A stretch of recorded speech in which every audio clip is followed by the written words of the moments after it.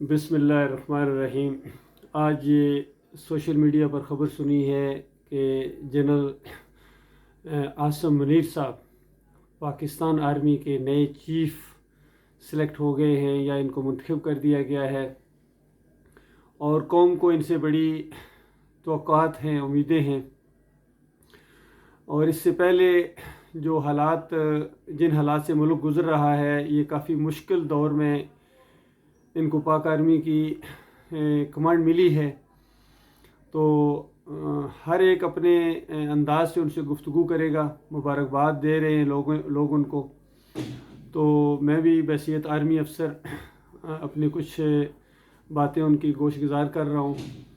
ایک تو یہ کہ میں نے جو سوشل میڈیا میں اپنا یہ چینل بنایا ہے، یہ خالص ایمان کی اصلاح کے لیے اور اپنی قوم کی خیر خواہی کے لیے، پاک فوج کی خیر خواہی کے لیے، انسانوں کی خیر خواہی کے لیے بنایا ہے۔ اور جن مسائل کا حل آپ کے پاس نہیں ہے، پوری طرح جس طرح اعلان کر رہے ہیں کہ جن حالات سے ملک گزرا ہے، ہمارے پاس اس کا حل نہیں ہے، کوئی لیڈر ایسا نہیں ہے، کوئی جماعت ایسی نہیں ہے۔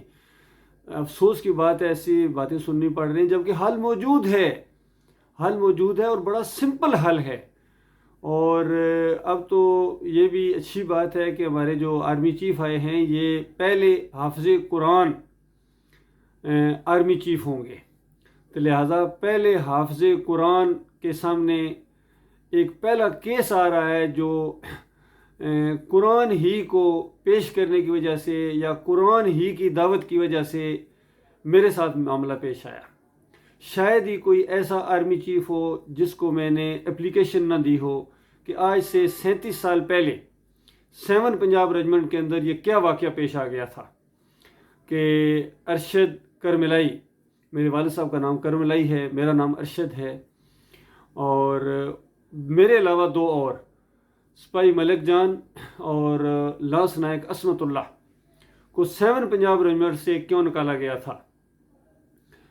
کرنل نجم الحسن ملک جو سی او تھے، اور آج کل وہ شاید کرنل ریٹائرڈ ہوئے ہیں اور پینشن لے رہے ہیں، فل بینیفٹس لے رہے ہیں، پاکستان آرمی کو نقصان پہنچانے کے باوجود، اور ایک فیملی کو اور ایک افسر کو بہت زیادہ نقصان پہنچانے کے باوجود وہ اپنے پورے فل بینیفٹس کے ساتھ گئے ہیں۔ اور جس آدمی نے اللہ کے قرآن کو پیش کیا، قرآن کے پہلے صفحے کو پیش کیا، قرآن کے پہلے صفحے، جنرل صاحب آپ حافظ قرآن ہیں، قرآن کا پہلا صفحہ سورہ فاتحہ، جو ایک دعا ہے، اللہ تعالیٰ نے بندوں کی زبان میں اس کو نازل کیا ہے اور طریقہ بتایا کہ میرے بندوں میرے سے مانگنا تو اس طرح مانگو، میری پہلی تعریف کرو، اور اس کے بعد تمہاری سب سے بڑی ضرورت یہ ہے کہ تم سیدھے راستے پر چلتے رہو، اور وہ راستہ جو جنت کا راستہ ہے، نیک لوگوں کا راستہ ہے، اور ساتھ ہی کہ ان لوگوں کے راستے پر نہ چلانا یا اللہ جو گمراہ ہوئے، جو بھٹک گئے، جن کا ٹھکانہ جہنم میں جا کے بننے والا ہے، ان کے راستے پر نہ چلانا۔ اور اس صورت کے درمیان میں جو اللہ اور بندے کے درمیان رشتہ قائم کرنے والی وہ آیت ہے، وہ ہے ایاک نعبد و ایاک نستعین، جو ہمارے ایکس پرائم منسٹر صاحب ہر تقریر میں، ہر گفتگو میں، ہر پریس کانفرنس میں اس کو پڑھتے ہیں، لیکن اس کے اوپر عمل نہیں کرتے ہیں، اور اس کا معنی مفہوم جانتے بھی نہیں ہیں، یہ حقیقت ہے، ورنہ وہ کبھی ایسی باتیں نہ کرتے۔ ایاک نعبد و ایاک نستعین پڑھنے والا جا کے مزار کے سامنے سجدہ کرے گا، ایاک نعبد و ایاک نستعین، اے اللہ ہم تیری عبادت کرتے ہیں، تجھ سے مدد مانگتے ہیں، یا اللہ مدد۔ ایک مومن پکارے گا جب مشکل مصیبت آئے گی، تو کیا وہ یا علی مدد پکارے گا؟ علی رضی اللہ تعالیٰ ایاک نعبد و ایاک نستعین پڑھتے تھے، ان کا بھی یہی عقیدہ تھا۔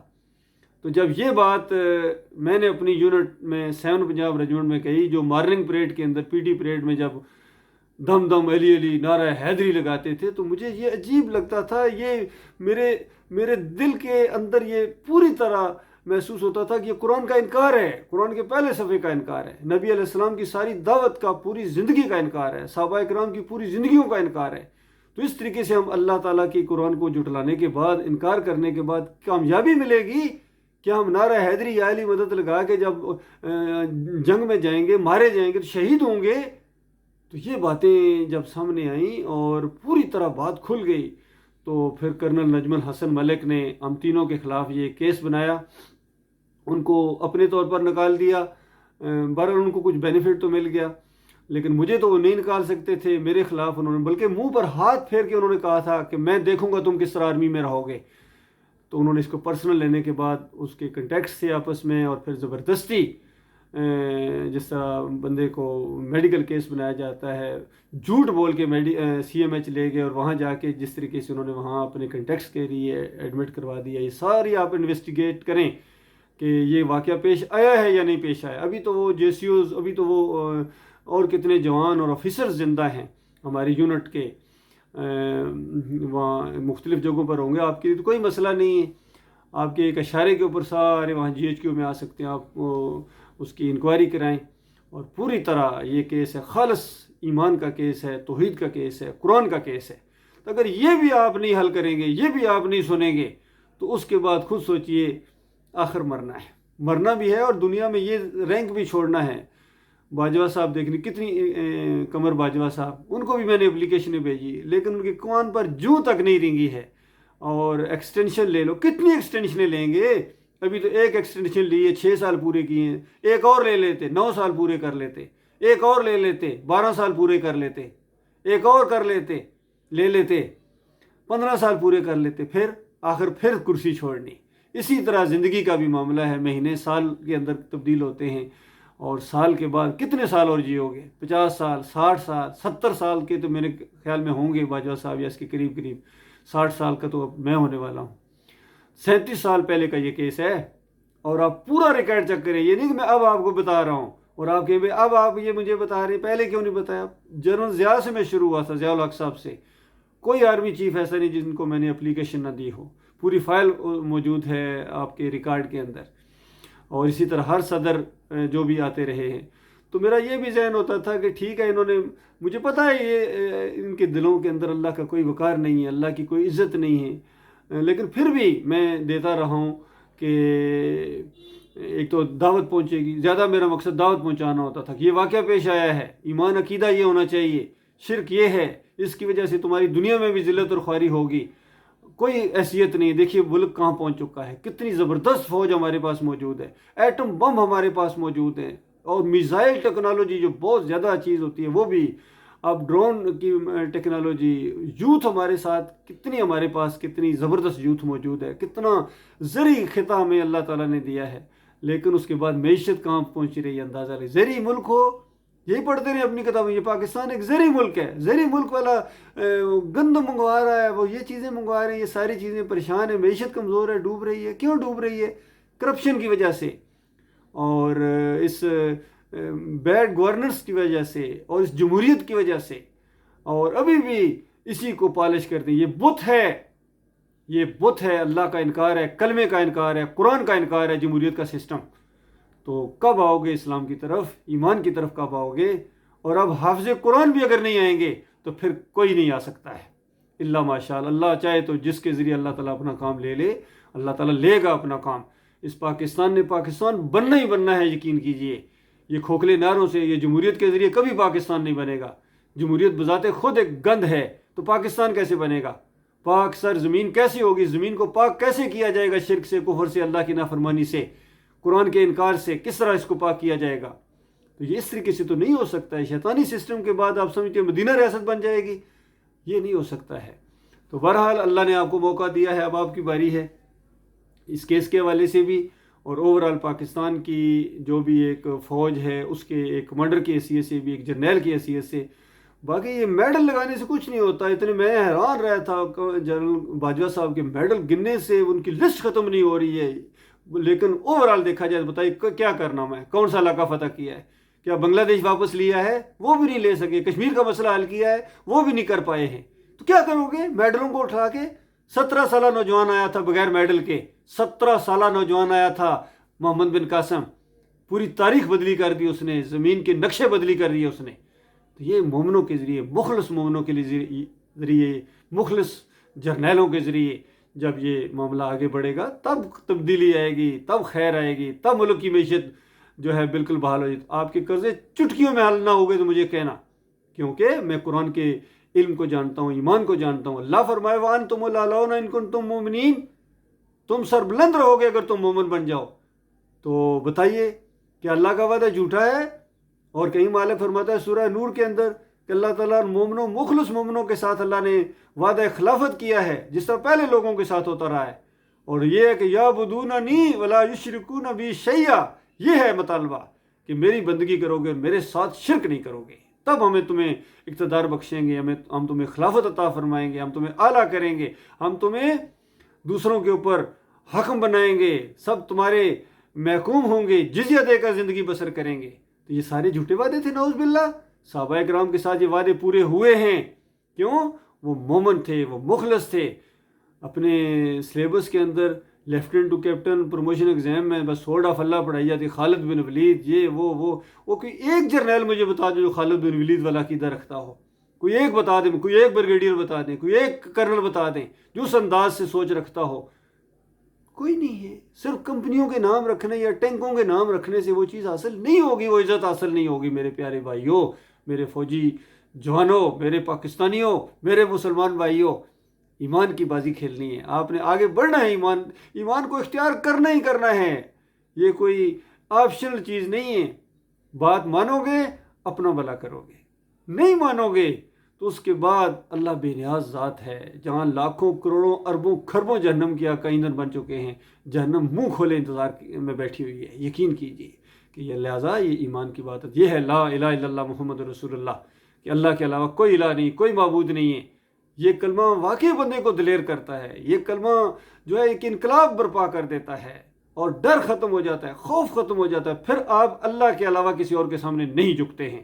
یہ عمران خان صاحب کہتے ہیں اللہ کے علاوہ کسی اور کے سامنے نہیں جھکنا ہے، اور اسی جلسے سے فارغ ہو کے جا کے گن شکر میں جا کے سجدہ کرتے ہیں، جھکتا ہے ان کا سر، گبرو جوان کا سر جا کے ماتھا وہ چوکھٹ کے اوپر ٹیک دیتے ہیں، اور پھر کہتے ہیں نہیں یہ تو شرک نہیں ہے، یہ تو سجدہ تو نہیں ہے، تو پھر کیا ہے؟ یہ رکوع ہے، قیام ہے، یہ جو سجدہ آپ کا سر جا کے زمین کے اوپر جا کے لگتا تھا، یہ کیا چیز ہے؟ یہ اسی کو شرک کہتے ہیں، اسی کو سجدہ کہتے ہیں۔ اور اس کا جب تک احساس پیدا نہیں ہوگا، جب تک اس کا ادراک پیدا نہیں ہوگا، ایمان پیدا نہیں ہوگا، کوئی خیر نہیں آ سکتی امت کے اندر۔ لہٰذا یہ پہلا کیس آپ کے سامنے میں لا رہا ہوں، میرا P A number 23232، 70th PMA long course سے میں پاس آؤٹ ہوا تھا، اور JC9 جو کورس تھا اس کے ساتھ میں نے اپنی ٹریننگ کی ہے، 2 سال جونیئر کیڈٹ بٹالین میں، اور 2 سال پھر پاکستان ملٹری اکیڈمی میں، پھر 7 پنجاب ریجمنٹ میں میری پوسٹنگ ہوئی تھی، اور میں نے اپنے بیسک کورسز A گریڈ میں کیے ہیں، OW ہو یا CHW ہو۔ اور میں ابھی یعنی لیفٹیننٹ یہ تھا کہ مجھے CO نے ایجورنٹ لگا دیا تھا، میرے آنے سے پہلے ہی اس نے وہ لگا دیا ایجورنٹ۔ تو جب یہ معاملہ سامنے آیا تو انہوں نے یہ کہ نہ صرف وہ ایجورنٹ ختم ہو بلکہ وہ جو آپ اس کی بھی تحقیق کریں کہ 7 پنجاب ریجمنٹ کے اندر جو ایجورنٹ کے وہ بورڈ لگا ہوتا ہے جس پر نام لکھے ہوتے ہیں، اس میں پوچھیں کورو 1 دیکھیں، پارٹ 1 آرڈر دیکھیں، اور پوچھیں کہ یہاں کیوں نہیں ارشد کا نام ہے، بتائیے اتنی دشمنی اللہ کے معاملے میں، ایمان کے معاملے میں؟ وہاں یہ نہیں، یہ بھی ثبوت ہیں سارے آپ کو مل جائیں گے، ایک سے ایک ثبوت آپ کو ملے گا۔ میری میڈیکل ہسٹری جا کے دیکھیں جو CMH میں پڑی ہوئی ہے، فائل کے اندر کچھ کتابچے پڑھی ہوں گے، فلاں کا راستہ پڑھا ہے کہ ارشد یہ پڑھتا ہے، بتائیے اس میں کیا تھا؟ توحید کی بات ہے، ایمان کی بات ہے، رد شرک کی بات ہے، 4 صفحوں کا وہ کتابچہ ہے۔ مشہور عالم دین ڈاکٹر مسعود الدین عثمانی، یہ بھی آرمی افسر تھے، آرمی افسر عالم دین اگر کوئی بات لکھے اور اس کو مان لے، آرمی افسر مان لے، تو کیا یہ جرم ہے؟ جبکہ ہر چیز قرآن کی آیت سے ثابت، آپ خود بھی پڑھیں۔ جنرل صاحب عاصم سید بھی آپ کے نام کے ساتھ سید عاصم منیر صاحب، آپ خود وہ پڑھیں فلاں کا راستہ، بتائیے کون سی اس کی بات ہے قرآن کے خلاف ہے؟ بلکہ قرآن لکھا ہوا ہے، قرآن کی تشریح لکھی ہوئی ہے، شرک کا رد لکھا ہوا ہے۔ تو اس کو ماننے کے بعد اگر آپ آفیسر کو فوج سے نکال دیں گے اور اس کے ساتھ کوئی بینیفٹ نہیں، کوئی میری والدہ ابو 95 ہیں، اب ذرا ان کی حالت جا کر دیکھیں، کیا آپ سے نہیں اللہ تعالیٰ پوچھے گا؟ جائیں ذرا گجر خان کے قریب چکری وکیلاں گاؤں ہیں، وہاں جا کے دیکھیں کہ ارشد کی والدہ یہ کیا ہے، کیا معاملہ ہوا تھا۔ وہ بھی ایک ماں ہے، جس طرح ان کی مائیں، بہنیں، بیٹیاں، مجھے بھی اللہ نے 4 بیٹیاں دی ہوئی، تو یہ سارا معاملہ ہے، کتنی فیملی کو اس نے کرنل نجم الحسن ملک نے نقصان پہنچایا ہے، اذیت پہنچی ہے۔ بہرحال اس کا اجر تو اللہ کے ہاں انشاءاللہ پکا ہے، وہ مجھے پوری امید ہے۔ آج سے 37 سال پہلے سے میں یہ معاملہ بیان کر رہا ہوں اور میں ہر جگہ تبلیغ کر رہا ہوں، میں نظریاتی سرحدوں کی حفاظت کر رہا ہوں الحمدللہ۔ زمینی سرحدوں کی حفاظت کا موقع نہیں ملا ہے، اس سے زیادہ ضروری جو نظریاتی سرحدیں ہیں اس کو میں حفاظت کر رہا ہوں انشاءاللہ۔ اس کے میں مطابق ایمان عقیدے کی بات کر رہا ہوں، اور یہ جب تک یہ فرقے نہیں ختم ہوں گے اور پوری طرح آنکھوں میں آنکھیں ڈال کر ان کو ثابت کیا جائے گا، بریلوی ہوں، دیوبندی، اہل حدیث ہوں، جتنے بھی ہیں یہ فضل الرحمان ان کمپنی سارے کے سارے یہ قرآن کے انکاری ہیں، یقین کی ان کے مدرسے شرک کے اڈے ہیں، اور جب تک ان کو قرآن کی طرف نہیں لایا جائے گا، فرقہ بندی کو سختی کے ساتھ ختم کیا جائے، یہ حکم ہے اللہ تعالیٰ کا۔ تو جب تک اس انداز سے بات نہیں سامنے آئے گی کہ اللہ کے معاملے میں وہ ایک جوش جو ہوتا ہے کسی بڑے لیول پر دیکھنے میں نہیں آتا ہے، سود کا نظام چل رہا ہے، اندازہ لگے، فحاشی دیکھی چل رہی تھا، کہ اللہ تعالیٰ آپ سے نہیں پوچھے گا کہ آپ کو اقتدار اس لیے دیا تھا، آپ کو جرنیلی اس لیے دی تھی کہ اس طرح نافرمانیاں ہوتی رہیں اور آپ دیکھتے رہیں، مسکراتے رہیں اور شرک اور کفر کے محافظ بن کر ساتھ چلتے رہیں ان کی دفاع کے لیے؟ ایسا نہیں ہے، ایک دن مرنا ہے، اللہ کے سامنے جانا ہے۔ تو یہ بات میری ہے آپ کے سامنے، آپ اس کیس کی انکوائری کروائیں، مجھے بلائیں، کسی بھی جگہ میں اس چیز کو بیان کرنے کے لیے تیار ہوں، اس کو ثابت کرنے کے لیے تیار ہوں۔ کیس بڑا واضح ہے، بڑا سادہ ہے، آپ صرف اتنی بات تحقیق یہ لیٹر لکھ دیں کہ پاکستان آرمی کی جو 7 پنجاب ریجمنٹ ہے اس کے اندر سے ان 3 بندوں کو کیوں نکالا گیا تھا، بس یہ کیس ہے، تحقیق کریں اس کو، ساری بات آپ کے سامنے آ جائے گی۔ اللہ تعالیٰ آپ کو اس کی توفیق عطا فرمائے، کیونکہ یہ کسی خوش قسمت کے حصے میں آئے گا۔ جو دنیا دار نوکری باز قسم کے جرنیل ہیں ان کے حصے میں یہ چیز آئی ہی نہیں ہے، کیونکہ ہر ایک کو موقع ملا تھا، کسی نے اس کو توجہ ہی نہیں دی۔ جب اللہ کے دربار میں یہ پہنچیں گے نا، اس وقت یہ ساری باتیں سامنے آئیں گی کہ اچھا میرا کوئی وقار نہیں تھا، میری کوئی عزت نہیں تھی، ایک ایک چیز اپنی خلاف اگر کوئی ایک لفظ بولے تو آپ کا خون کھول اٹھتا تھا، اور اللہ کے خلاف اتنی باتیں ہوئی ہیں تو آپ نے کوئی اس کا نوٹس نہیں لیا ہے، بتانے والے نے بتایا بھی ہے، انصاف کیوں نہیں کیا آپ نے؟ یہ ساری باتیں ہونے والی ہیں، یہ ہونے والا ہے۔ اللہ تعالیٰ اس پچھتاوے سے، اس آخرت کے خوفناک انجام سے اللہ تعالیٰ بچائے۔ آپ اللہ کی رضا کے لیے معاملہ کریں، میں آپ کو اللہ کا واسطہ دیتا ہوں کہ اس کو سیریس لیں، اس کو سنجیدہ لیں، اور اس کی پوری تحقیق کرنے کے بعد اگر آپ اس نتیجے کے اوپر پہنچیں کہ ہاں افسر کے ساتھ زیادتی ہوئی ہے اور بہت بڑا نقصان ہوا ہے، تو اس کے بعد جو بھی اس کا وہ ہے کمپنسیٹ کیا جائے سارے معاملات، اور مجھے استعمال کریں اپنی فوج کی تربیت کے لیے، کیونکہ ان کے عقیدے کے اندر خرابی ہے، اور ایمان کمزور نہیں، ایمان کا خاتمہ ہے، ایمان نہیں ہے، یہ اصل مسئلہ ہے۔ یہ نہیں کہ ایمان کمزور ہے، جی کمزور نہیں ہے، ایمان کے اندر شرک ہے، اور چونکہ اسی معاشرے کے لوگ ہیں، اور جب اپنی سول زندگی میں جاتے ہیں، گھروں میں جاتے ہیں، تو یہ جب بریلوی ہے، کوئی دیوبندی ہے، کوئی اہل حدیث ہے، انہیں مولویوں کے پیچھے چلتے ہیں، انہیں مدرسوں کو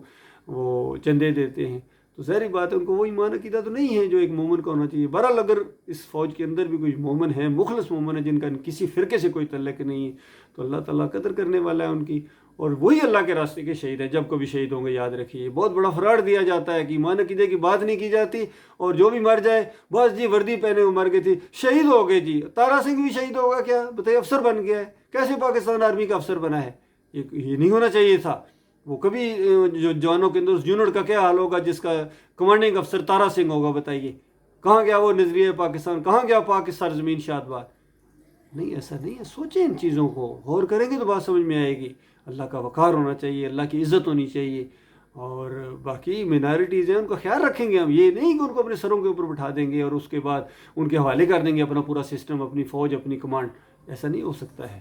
اللہ تعالیٰ اس بات کو، اس کے بہترین پہلو کے اوپر غور و فکر کرنے اور مثبت پہلو کے اوپر، اور اس کے اوپر غصہ ہونے کی یا کوئی اور انداز نیگیٹو سوچنے کی کوئی ضرورت نہیں۔ اس سے کوئی فرق، اس سے زیادہ آپ کے گناہ بڑھیں گے، اور آپ کی جو ہے یعنی دنیا کے اندر بھی اور آخرت کے اندر بھی یہ بوجھ بڑھتا چلا جائے گا۔ اللہ تعالیٰ غور و فکر کرنے کی توفیق عطا فرمائے۔